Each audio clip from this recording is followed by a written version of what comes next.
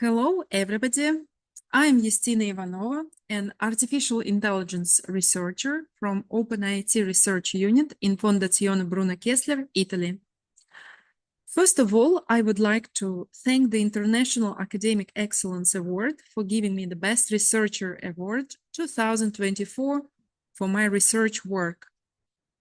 Today, I would like to share the outcome of my research activities in the Fondazione Bruno Kessler, which is related to step-ahead soil moisture forecasting from sensors-based soil moisture, weather, and the irrigation observations.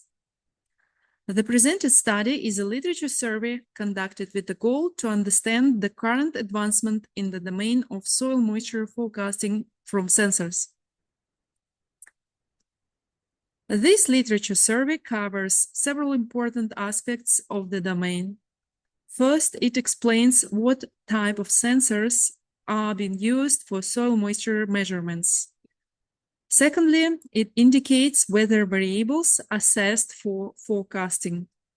Thirdly, it shows irrigation information integration. The study further gives information about features, types generated from sensor-based measurements. Then it performs analysis of evaluation of the forecasting methods. Last but not least, we provide forecasting applications scenario. To conduct this literature review, we utilized PRISMA guidelines, which are a standard guidelines defined in computer science for literature analysis. According to PRISMA guidelines, we selected eligible articles by searching several sources of online libraries. We searched 5 different libraries, including ACM Digital Library, EEE Digital Library, EC Web of Science, Scopus, and the Springer Link. We also looked into Google Scholars for additional articles from the references list. Overall, we have found about 1,600 articles, from where we further selected about 60 articles covering specific topic of soil moisture forecasting from sensor-based soil moisture, weather, and irrigation observations. For each of the library sources, we used the specific strings for searching. The important aspect was to search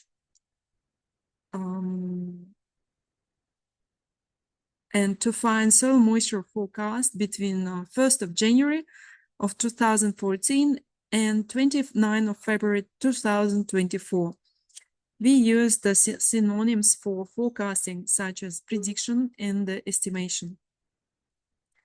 Articles were selected based on several criteria. To be included in the survey, a paper should have applied methodology on a real data set. It should be about soil moisture forecasting from time series.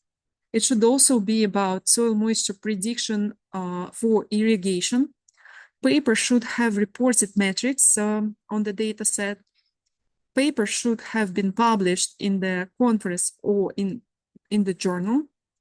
Paper should have used the data collected with the Earth-located sensors. And for exclusion criteria, we considered several aspects. For instance, the paper did not report evaluation of their method, or the paper was not about forecasting future soil moisture.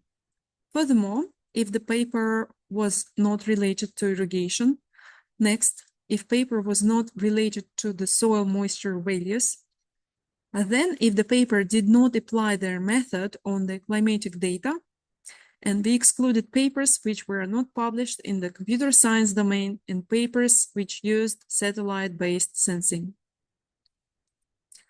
In this slide, we show statistics of search criteria outcome. After papers were analyzed according to selection criteria, they were marked as accepted, rejected, or duplicated. From the top figure, one can see the distribution of these marked articles according to digital sources. The highest number of studies, more than 800, were found via Springer Link source, and among those, more than 90% were rejected. The highest number of accepted articles, about 20, were selected via Scopus. The bottom figure shows articles distribution according to each year. From this line graph, one can conclude that soil moisture forecasting articles amount was steadily growing from 2014 till 2023, except 2019. It indicates a scientific interest in this domain. We further analyzed the data sets provided by each article for soil moisture forecasting. These data sets were collected by different countries. In the map, we show how these data sets were distributed among the countries. One can see that the highest number of the data, more than 10 papers, is coming from such countries as the United States of America, China, and India. The second top contributed countries with about 2 or 3 sources for datasets are Australia, Mongolia, and the United Kingdom. Some countries reported only a couple datasets, for instance, Romania, Serbia, Spain, France, Netherlands, Brazil, Sri Lanka, and South Africa. To analyze the results of this selection process, we posed 6 research questions. First research question is how to forecast future soil moisture level from sensor-based past observations of soil moisture, weather, and irrigation information. Second research question is what type of sensors can be used for soil moisture forecasts. Third research question is what type of methods can be implemented for soil moisture forecast. Fourth research question is what type of features can be generated for forecasting models. Further, fifth research question is how were the models evaluated. Last research question is for what purposes the forecasting models were used. To answer research question number 2 about sensors types for forecasting, we summarized all sensor types used for soil moisture measurements in a table form. From existing literature, we grouped those sensors into 3 groups. These groups are volumetric water content sensors, soil water tension sensors, and satellite-based sensing. The volumetric water content sensors can be capacitance, time domain reflectometry, frequency domain reflectometry, neutron probe, and resistive-based. Soil water tension sensors can be tensiometers and granular matrix sensors. Satellite-based sensing is presented by cosmic ray neutron sensing and the satellite. In this slide, we show some examples of the sensors which were used for soil moisture forecasting and measurements. These sensors are the ones which were used the most and also were reported in the studies. In this slide, we show the distribution of sensor types among 60 selected articles. From this figure, one can see that 40% of the studies did not report what type of sensor they used for their experiments. Furthermore, about the same amount of studies, 1/5 of them, utilized either capacitance or frequency domain reflectometry sensors. And cosmic ray and time domain reflectometry sensors were employed by near the same amount of the articles, 7%. Only a few of the studies reported resistive-based and neutron probe sensors. To answer research question number 3 about forecasting methods, we divide those methods for soil predictions into 3 groups. Those are regression-based, classification-based, and simulation and modeling. Regression-based and classification-based are further categorized into several types of methods. These methods are based on the approach they are focused on. For instance, Bayesian theory, parametric regression, regularization, optimization, dimensionality reduction, ensemble learning, and non-parametric regression. In this slide, we show article distribution according to the forecasting methods they were using. The highest number of articles, a bit less than half of them, reported singular value decomposition in their experiments. Furthermore, LSTM models and neural networks are utilized by about the same percentage of the studies, namely 1/3 of them. The next popular method was ARIMA with about 1/6 of the studies. There are some methods which were rarely employed by the researchers. For instance, Prophet, AdaBoost, XGBoost, and other models with only one article reported. Answering research question number 4 about feature types for forecasting models, we grouped all features into several categories depending on where these features were originated from. For example, soil-related features are the features which represent soil moisture, soil temperature, soil type, soil leakage depth, soil evaporation. Air-related features include air temperature, wind speed, wind direction, humidity, drought, vapor pressure. Rainfall, precipitation, and runoff forms rain-related features. Irrigation-related features are formed by water pressure and water amount.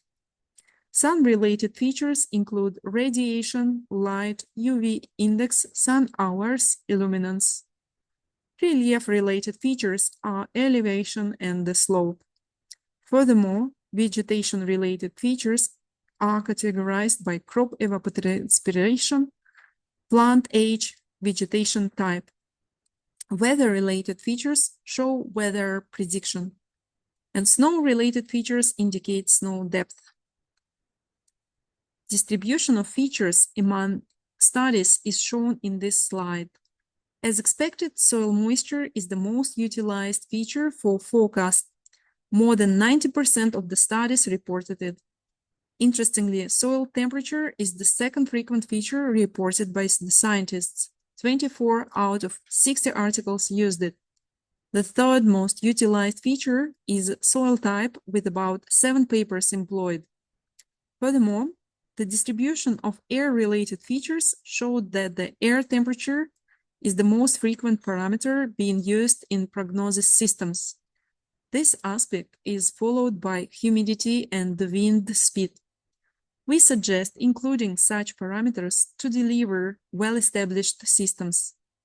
Sun-related feature distribution indicates that sun radiation is an obvious parameter affecting soil moisture, and the large amount of heat is correlated with the soil moisture.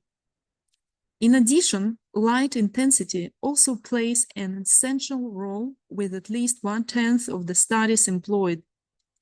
The other feature that could be considered weak prognosis providers, as they were reported only in a few papers. Those are sun hours, UV index, illuminance, long wave and short wave radiation, and sunrise time.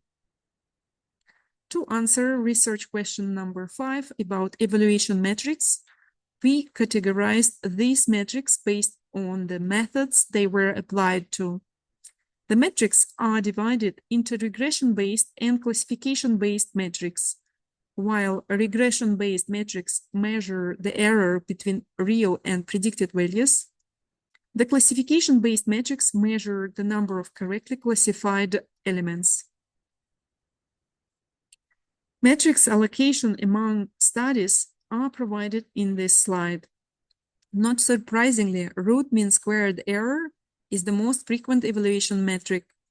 The further follow the most used metrics are mean absolute error with more than 50% reported articles, R squared with less than half articles, mean squared error with 1/3 of papers, and mean absolute scaled error with 14 articles. Accuracy was reported with 6 articles. To answer research question number 6 about forecasting models usage, we suggest several directions.